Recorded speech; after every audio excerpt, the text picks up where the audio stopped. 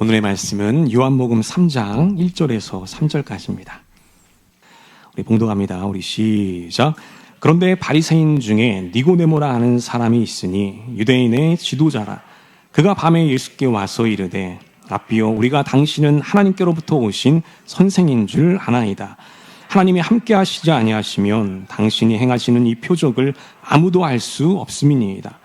예수께서 대답하여 이르시되 진실로 진실로 내게 이르노니 사람이 거듭나지 아니하면 하나님의 나라를 볼 수 없느니라. 아멘. 오늘 예배 나오신 여러분 모두에게 우리 하나님의 평강과 도우심이 늘 가득하시길 우리 주 예수님의 이름으로 간절히 축원하겠습니다. 우리 한번 고백해 보겠습니다. 하나님 감사합니다.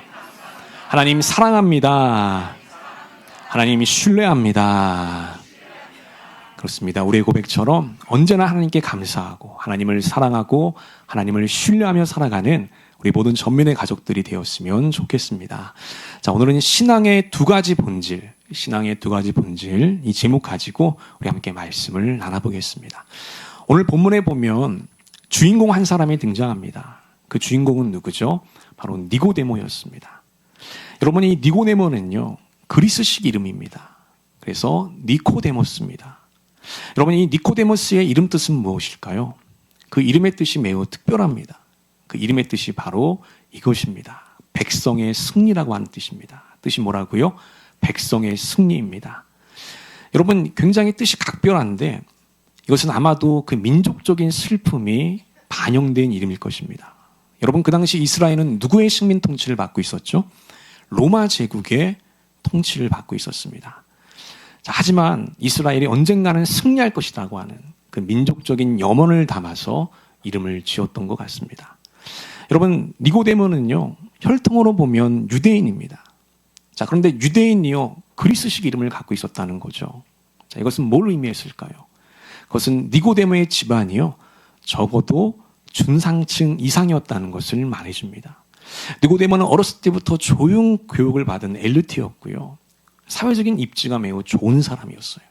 자, 그럼에도 불구하고 니고데모는 자신만의 성공을 위한 삶을 살지 않았고요, 민족과 나라를 위해 헌신하고 봉사하는 삶을 살았다는 것이죠. 우리나라에도 그런 사람들이 있었죠. 특별히 일제강점기 때 보면 자신의 기득권을 내려놓고 독립운동과 독립군들을 혼했던 사람들이 있습니다. 제가 최근에 봤던 사람 중에 하나는 이회영이라는 사람이 있거든요. 그는 오용재 중에 하나였습니다. 영의정 집안이었고요, 얼마나 많은 재산이 있었는지 몰라요. 근데 그 오용재가 재산을 다 정리해서 독립군에게 후원을 내는데 오늘날 원화로 환산하면 3조에서 5조 원이 된다고 합니다. 그렇게 자기의 이 기득권과 특권을 내려놓고 나라와 민족을 위해서 힘썼던 사람이죠. 바로 이 니고데모가 그렇게 보기 드문 당대의 훌륭한 사람이었다는 것입니다. 오늘 저는 이 니고데모를 통해서요, 이 기독교 신앙의 본질 두 가지를 살펴보려고 합니다. 두 가지 포인트를 우리가 한번 달아볼 텐데, 함께 말씀을 나눌 때에 우리 각자에게 주시는 주님의 음성과 깨달음이 있게 되시기를 우리 주님의 이름으로 간절히 축원하겠습니다. 우리 한번 첫 번째 보겠습니다. 우리 첫 번째는 이것이죠. 첫째로 니고데모는요, 구원에 대해서 진지한 마음을 갖고 있었습니다. 한번 따라해 보겠습니다. 구원에 관해서 진지한 마음을 갖고 있었습니다. 그렇습니다. 니고데모는요, 이 구원에 대한 아주 진지한 생각들을 갖고 있었다는 거예요. 자, 그러면 니고데모가 과연 어떤 사람이었길래 그런 진지한 마음을 갖고 있었던 걸까? 자, 우리 본문을 한번 차례차례 살펴보면서요, 우리 함께 말씀을 나눠보도록 하겠습니다. 먼저 우리 본문 1절 한번 보겠습니다. 1절 다 같이 한번 읽어볼게요. 우리 시작. 그런데 바리새인 중에 니고데모라는 사람이 있으니 유대인의 지도자라. 자, 여기 보면 니고데모의 종파가 나오죠. 여러분, 니고데모의 종파가 무엇이죠? 바리새인이다, 이렇게 나옵니다. 여러분, 우리가 신약 성경을 보면 바리새인들이 참 많이 등장하죠. 이 바리새인들은 과연 누구였을까요? 자, 일단 바리새인들은요, 바리새파에 속한 사람들입니다. 어느 파에 속해 있다고요? 바리새파에 속했던 사람들이에요. 여러분, 예수님 당시 유대교는요, 유대인들이 믿었던 그 유대교는 단일한 그룹이 아니었습니다. 마치 오늘날 우리가 믿고 있는 이 개신교 그룹과 동일해요. 자, 우리가 믿고 있는 이 기독교, 개신교라고 하죠. 이 개신교는요, 단일한 그룹이 아니죠. 개신교 안에는 다양한 분파들이 있습니다. 근데 그 분파를 우리는 교단이라고 부르죠. 그래서 장로교가 있고요. 감리교가 있고요. 오늘 우리가 믿고 있는 이 전민성결교회는 뭐죠? 성결교입니다. 또 침례교가 있고요. 오순절교가 있죠. 저는 지금 대표적으로 5개 교단을 말씀드렸는데 우리가 전 세계적으로 보면 개신교의 교단은요. 수천 개가 넘습니다. 우리나라에 있는 장로교만 하더라도요. 그 장로교 안에 있는 분파가 또 200개가 넘어요. 다양한 이 분파와 이 교단들이 공존하고 있다는 것을 알게 되죠. 예수님 당시에 유대교가 그랬다고 하는 것입니다. 유대교는 어떤 분파를 갖고 있었느냐? 자, 바로 이런 분파를 갖고 있었죠. 자, 바리새파, 사두개파, 에세네파, 열심당파, 헤롯파가 있었다는 거예요. 여러분, 바리새파는 뭐 신약 성경에 자주 나오죠. 우리가 잘 알고 있습니다. 오늘 나오는 니고데모도 바리새인이었고요. 또 우리가 가장 잘 알고 있는 유명한 바리새인이 있죠. 누굽니까? 바로 사도 바울이 있었죠. 여러분, 사두개파는 어떤 사람들일까요? 그 당시 성전에서 제사장 역할을 했던 사람들입니다. 에스네파에 유명한 사람이 있죠. 누굽니까? 세례 요한입니다. 열심당파가 있죠. 열심당파를 영어로 번역하면 질럿입니다. 아마 우리 남자분들 중에서 스타크래프트 게임을 하신 사람은 이 질럿이란 말이 굉장히 익숙할 거예요. 그 질럿이 바로 여기에서 파생된 단어거든요. 예수님의 제자들 가운데도 질럿이 있었죠. 누굽니까? 바로 시몬이었습니다. 예수님의 제자 시몬이 2명이죠. 시몬 베드로가 있고요. 또 다른 시몬이 있습니다. 그게 바로 열심당 질럿이었죠. 또 헤롯파가 있어요. 이렇게 다양한 분파가 공존하고 있었는데 여러분, 어떤 분파가 이 백성들의 가장 큰 존경과 칭송을 받았을까요? 바로 바리새파였습니다. 바리새파가 가장 많은 존경을 받았어요. 여러분, 이 바리새파는요, 분리된 자라고 하는 뜻입니다. 뜻이 뭐라고요? 분리된 자라는 뜻이에요. 그러니까 그 이름의 뜻만 보면 벌써 그 집단의 특징을 알 수 있죠. 어디에서 분리된 자였을까요? 세상에서 분리된 사람들, 부정한 것에서 분리된 사람들. 그래서 철저하게 누구만 따라간다고요? 하나님만 따라가는 자들입니다. 하나님의 말씀과 율법을 따라가는 자들이에요. 그래서 여러분, 바리새인들은요, 철저하게 율법을 지켰어요. 얼마나 철저하게 율법을 지켰냐면 모세의 율법을 아주 정밀하게 해석하는 역할을 했습니다. 자, 예를 들면 이것입니다. 우리가 알고 있는 율법 중에 이 율법이 있죠. 다 같이 한번 읽어볼까요? 우리 시작. 안식일에는 일하지 말라. 너무나도 유명한 율법이죠. 안식일에 일하지 말고 어떻게 지키라는 겁니까? 거룩하게 지키라는 것이죠. 10계명의 몇 계명이다? 4계명입니다. 여러분, 이 중요한 계명, 이 필수적인 계명을 이제 지켜야 되는데, 여러분 한번 생각해 보십시오. 우리가 실제 생활에서 이 계명을 지키려고 하면요, 만만치 않다는 것을 알게 됩니다. 왜냐하면 어디부터 어디까지가 일인지, 어디부터 어디까지가 일이 아닌지를 정해야 되기 때문이죠. 그 명확한 기준이 없으면 어떻게 될까요? 수많은 사람들은 다 자기가 생각한 대로 행동할 겁니다. 여러분, 그렇게 되면 저 율법의 규칙성의 의미가 없어지는 거잖아요. 그래서 여러분, 어떤 율법이든지요, 항상 우리가 실생활에서 적용할 수 있는 그 구체적인 기준이 필요했던 것이죠. 근데 그 기준을 누가 정했다고요? 바리새인들이 정했다는 거예요. 율법에 대한 열정이 있었기 때문에요. 바로 니고데모가 그런 사람이었다는 겁니다. 여러분, 우리가 방금 읽었던 1절 마지막에 보면 또 이 니고데모의 또 다른 역할이 나옵니다. 자, 1절 마지막에 보면 뭐라고 나오죠? 유대인의 지도자였다, 이렇게 나옵니다. 아마도 이 성경책을 갖고 있는 분이 보시면요, 그 지도자라고 하는 말에 각주가 달려 있습니다. 자, 각주 밑에 보면 뭐라고 되어 있습니까? 자, 이렇게 적혀 있습니다. 사내들인 공회원이다, 이렇게 적혀 있어요. 한번 따라해 보겠습니다. 사내들인 공회원. 그렇습니다. 여러분, 니고데모는요, 저 사내들인 공회의 정식 멤버였다는 거예요. 사내들인 공회는 무엇이었을까요? 유대인 최고 기관이었습니다. 아까도 말씀드렸지만 이스라엘은 로마의 통치를 받고 있었죠. 근데 여러분, 로마는요, 관대한 종교 정책을 펼쳤어요. 그래서 각 지역마다 자치구를 허용해 줬습니다. 그래서 저 사내들인 공회는요, 유대인들의 정치, 경제, 종교를 관할하는 최고 기관이었던 것이에요. 그럼 저 공회는 아무나 들어갈 수 있었을까요? 아무나 들어가지 못하죠. 가장 뛰어나고 탁월한 사람만이 들어갈 수 있겠죠. 유대인들 중에서 엘리트 중에 엘리트들만 들어갈 수 있는 곳입니다. 71명이 들어갈 수 있었고요. 근데 그 중에 한 사람이 누구였다는 겁니까? 오늘 본문에 나오는 니고데모였다는 거예요. 그래서 여러분, 니고데모는요, 무명의 사람이 아니에요. 누구나 다 알고 있는 저명하고 영향력이 있는 인플루언서였다는 것을 알게 됩니다. 자, 그런 니고데모가 바로 누굴 찾아갔다는 거예요? 예수님을 찾아갔다는 것이죠. 과연 그 예수님을 왜 찾아갔을까요? 그렇게 탁월하고 그렇게 뛰어났던 니고데모가 왜 예수님, 그 무명의 목수였던 예수님을 왜 찾아갔던 것일까? 자, 우리 2절 한번 보겠습니다. 본문 2절을 다 같이 읽어보겠습니다. 우리 시작. 그가 밤에 예수께 와서 이르되 랍비여, 우리가 당신은 하나님께로부터 오신 선생인 줄 아나이다.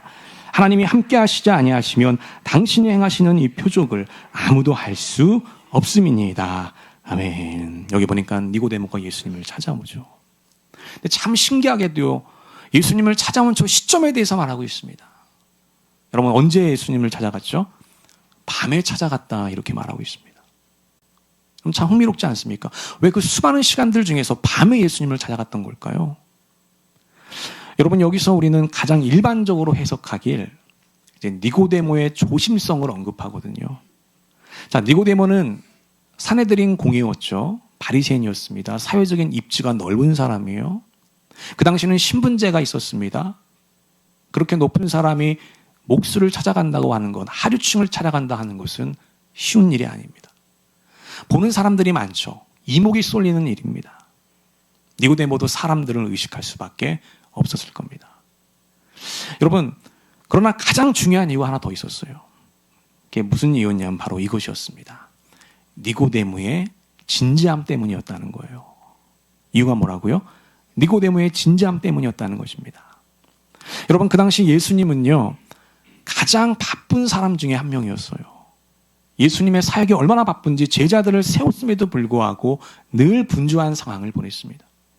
그래서 니고데모가 낮에 예수님을 찾아갔어도요, 여러분, 그런 바쁜 상황 가운데서 진지한 대화가 가능했을까요? 불가능하죠. 어떻게 보면 니고데모가 밤에 예수님 찾아갔던 것은요, 매우 지혜로운 선택이었던 거죠. 전략적으로 예수님을 찾아갔던 겁니다. 왜? 밤은 한적하니까요. 그 한적한 시간에 깊이 있는 대화를 하고 싶었다는 것이죠. 자, 그러면 이 니고데모는 예수님과 어떤 주제를 가지고 깊은 대화를 하고 싶었던 걸까요? 예수님과 어떤 주제를 가지고 심도 있는 대화를 하고 싶었던 걸까요? 그 주제가 바로 구원이었다고 하는 거예요. 어떻게 하면 하나님의 자녀가 될 수 있는지, 어떻게 하면 하나님이 베풀어 주시는 구원을 받을 수 있는지, 이 구원에 관한 얘기를 예수님과 진솔하게 나누고 싶어 했다는 것입니다. 여러분, 이런 니고데모의 모습은요, 오늘 우리들에게도 큰 도전이 됩니다. 다행히 니고데모는요, 자기 인생에서 가장 중요한 것이 구원이라는 것을 알았던 거예요. 하나님의 구원이 없으면 자기가 누리고 있는 모든 것들이 다 부질없다는 것을 깨달았던 것입니다. 엘리트 교육을 받은 지식인, 유대인 최고 지도자라고 하는 권력, 백성들로부터 받았던 그 명예, 그리고 그에 따르는 수많은 동고한 물질들, 이 모든 것들이 아무리 위대한 것이어도요, 하나님이 주시는 구원과는 비교할 수 없다는 사실을 깨달았던 것이에요. 여러분, 그래서요, 그 높은 신분의 벽을 깨고 그 밤에 진지한 마음으로 예수님을 찾아왔던 것입니다. 여러분, 이것은 오늘 우리도 마찬가지입니다. 우리가 이 세상에서 아무리 위대한 것을 이루고 지금 누리고 산다 하더라도요, 그것은 우리의 구원보다 중요하지 않다라고 하는 것입니다. 여러분, 왜냐하면 이 세상에 있는 모든 것들은요, 언젠가는 사라질 것들이기 때문이에요. 이 세상에 있는 모든 것들은 뭐라고요? 사라질 것들이라는 겁니다. 한번 따라해 보겠습니다. 이 세상에 있는 모든 것들은 사라질 것들입니다. 여러분, 예전에 이 사라질 것들이라고 하는 노래가 있었습니다. 알고 있습니까? 그 예능인 정준하와 가수 김씨가 만든 노래죠. 사라질 것들의 그 첫 가사 제목이 굉장히 의미심장합니다. 사라질 것들에 대해서 미련을 갖지 말자. 얼마나 통찰력 있는 가사인지 모르죠. 그렇지만 하나님의 구원을 받은 백성들은요, 영원히 빛나게 된다는 거예요. 우리의 본향인 하나님 나라에 올라가서 영원한 행복의 시간을 보내게 된다는 겁니다. 그래서 여러분, 이 구원은요, 우리 인생에 있어서 가장 중요한 문제고요, 기독교 신앙의 본질이 될 수밖에 없다고 하는 것입니다. 저는 우리 모든 전민의 가족들이요, 여러분들의 신앙생활을 통해서 이 구원의 문제를 완벽히 해결할 수 있게 되시기를 우리 주님의 이름으로 간절히 축원하겠습니다. 여러분, 모태신앙이라고 해서 구원의 문제가 해결되는 것이 아닙니다. 신앙생활 20년 하고 30년 했다고 해서 구원의 문제가 완성되는 것이 아니라고 하는 거예요. 저도 모태신앙이거든요. 저희 어머니가 교육자셨고 지금 목회를 하고 있는 분이거든요. 근데 저도요, 고등학교 때 예수님을 인격적으로 만나면서 구원의 문제를 해결하게 됐어요. 여러분, 예수님을 만나는 것이 우리 인생에서 가장 중요한 문제라는 거예요. 예수님 만나지 못하면 이 세상에서 아무리 크고 화려한 삶을 살아도, 사람들에게 부러움을 받는 삶을 살아도요, 부질없다는 거죠. 부질없다는 것입니다. 여러분, 이 세상에 있는 사람들은 남아있는 인생을 위해서 무슨 준비를 하죠? 노후 준비를 합니다. 근데 여러분, 지혜로운 신앙인은요, 무슨 준비를 할까요? 사후 준비를 한다는 것이죠. 사후 준비. 한번 따라해 보겠습니다. 사후 준비를 합시다. 예. 왜냐하면 이 세상은 언젠가는 사라진다는 겁니다. 없어져 버린다는 겁니다. 우리의 영원한 본향이 어디라고요? 하나님 나라라고 하는 것이죠. 저는 우리 모든 전면의 가족들이요, 니고데모와 같은 이 구원에 관한 진지한 마음을 가지고 예수님을 찾고 예수님 앞에 나아갈 수 있게 되시기를 간절히 축원하겠습니다. 그때 예수님을 찾고 나아갈 때 예수님께서 십자가의 복음과 말씀과 성령을 통해서 여러분들에게 온전한 구원을 베풀어 주실 줄로 믿습니다.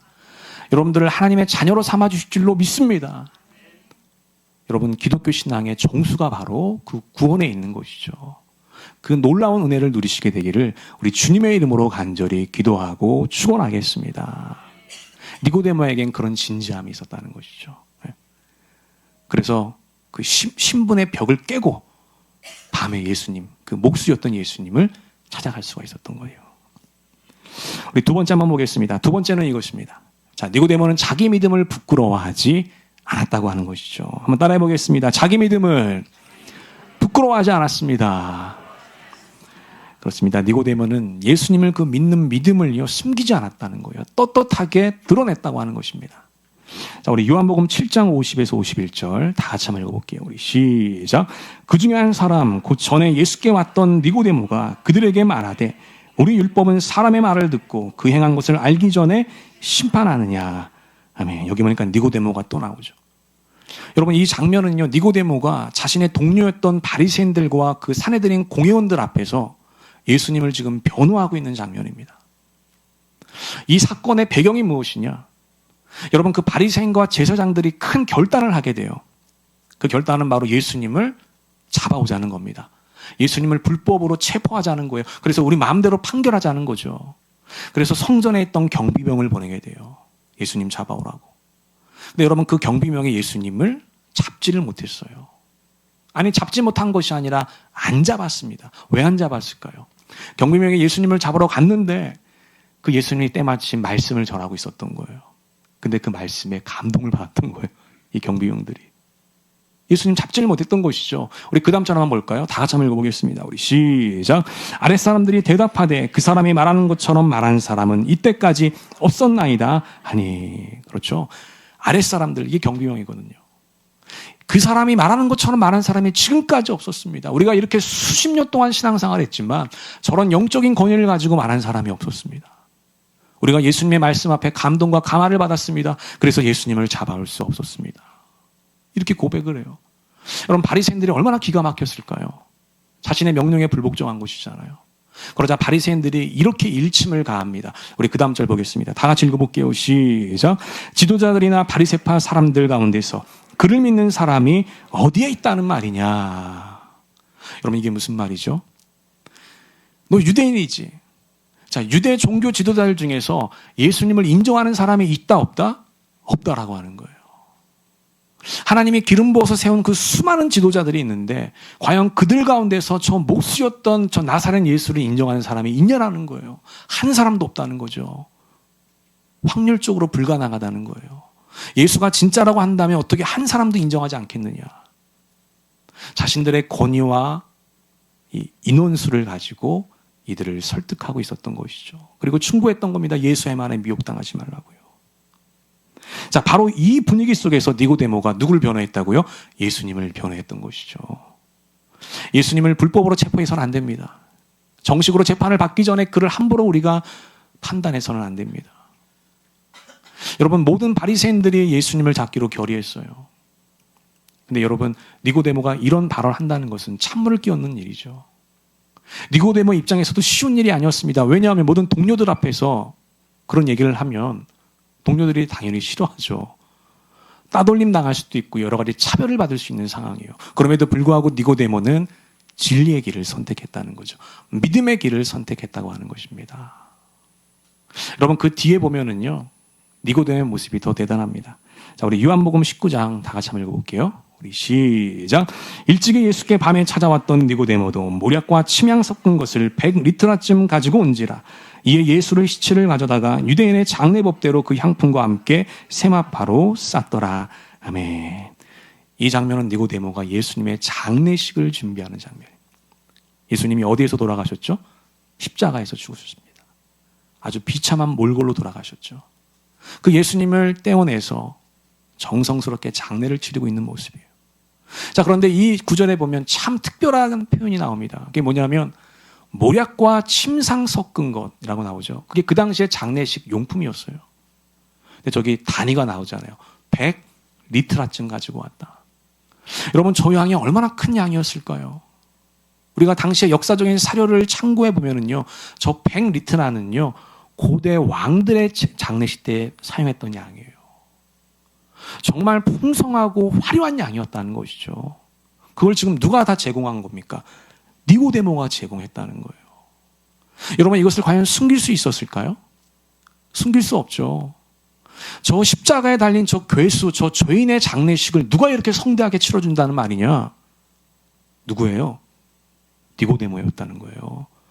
이 소문이 백성들 사이에서 삽시간에 퍼졌을 겁니다.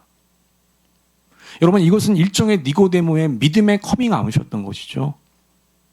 나는 비록 바리새인이었지만, 나는 비록 사내들인 공회원이었지만, 나는 그 예수님을 그리스도라고 믿습니다.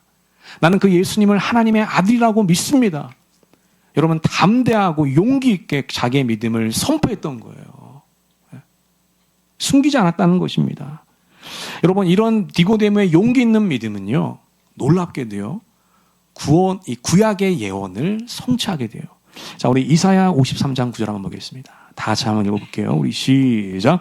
그는 폭력을 휘두르지 않았고 거짓말도 하지 않았지만 사람들은 그에게 악한 사람과 함께 묻힐 무덤을 주었고 죽어서 부자와 함께 들어가게 하였다. 이사야의 예언이거든요. 이사야 53장 너무나도 유명한 장이죠. 예수님에 대한 예언에 관한 장이잖아요. 그가 징계를 받고 뭐 이런 구절도 나오잖아요. 우리가 잘 알고 있는 구절들. 근데 여러분, 이 구절에 보면 마지막에 뭐라고 나오냐? 죽어서 부자와 함께 들어가게 하셨다. 예수님의 그 장래에 대한 예언이 나오거든요. 자, 부자와 함께 들어갔다는 말이 무슨 말일까요? 예수님의 장례식이요, 매우 성대하고 화려하게 치러질 것이라는 것을 예표해 주는 것이죠. 근데 이 예언의 말씀이 누구를 통해서 성취되었다?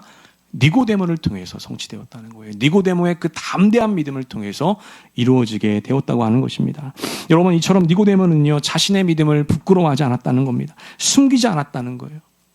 니고데모의 입장에서 보면 절대로 쉬운 일이 아니었을 겁니다. 왜? 모든 것을 다 잃어버릴 수가 있기 때문이죠. 그럼에도 불구하고 니고데모는 무슨 길을 택하죠? 진리의 길을 택했다는 거예요. 믿음의 길을 택했다는 것입니다. 저는 우리 모든 전민의 가족들이요, 니고데모와 같은 신앙인들이 되었으면 좋겠습니다. 여러분, 신앙인들은요, 세상 사람들 사이에 묻혀서 살아가는 사람들이 아닙니다. 우리가 만약 그렇게 살아간다면 우리가 세상 사람들과 무슨 차이가 있겠어요? 우리 신앙인들은 세상 사람들 사이에서 우리가 갖고 있는 그 거룩한 믿음과 구별된 믿음을 드러내는 사람들이라는 거예요. 그 믿음을 드러낼 때 그게 바로 영향력이 된다는 것입니다. 그게 바로 빛이 된다는 거예요. 여러분들의 믿음이 드러내는 순간 어둠 가운데 이 세상은 빛이 비춰지게 된다는 거예요. 거짓 가운데 있는 세상은 참된 빛이 비춰지게 된다는 것입니다. 저는 여러분들이 그런 신앙인들로 세워질게 되시기를 주님의 이름으로 간절히 축원하겠습니다. 그래서 여러분들의 삶의 자리 가운데서 여러분들 주변에 있는 많은 사람들에게 예수의 빛과 복음을 전하는 그런 니고데모와 같은 신앙인들이 되시기를 우리 주님의 이름으로 간절히 축원하겠습니다. 때로는 그것이 어려운 선택이고 어려운 결정일 수 있습니다. 그렇지만 오늘 니고데모를 기억하시면서 한 번 더 우리가 용기 있고 담대한 믿음을 드러내 보였으면 좋겠습니다. 하나님은 그런 사람을 통해서 예수님의 복음을 확장시키는 것이고요. 하나님의 나라를 아름답게 세워나가는 것입니다. 오늘 니고데모를 통해서 우리가 기독교 신앙의 본질 두 가지 믿음을 살펴봤는데요. 새롭게 시작하는 이번 한 주, 오늘 그 믿음을 우리 마음 가운데 새기며 하나님과 동행하는 복된 한 주가 되시기를 우리 주님의 이름으로 간절히 축원하겠습니다. 이번 한 주 가운데 하나님의 능력과 사랑과 은혜가 가득하시길 우리 주님의 이름으로 간절히 축복하겠습니다. 아멘. 우리 기도하겠습니다. 하나님 아버지, 오늘도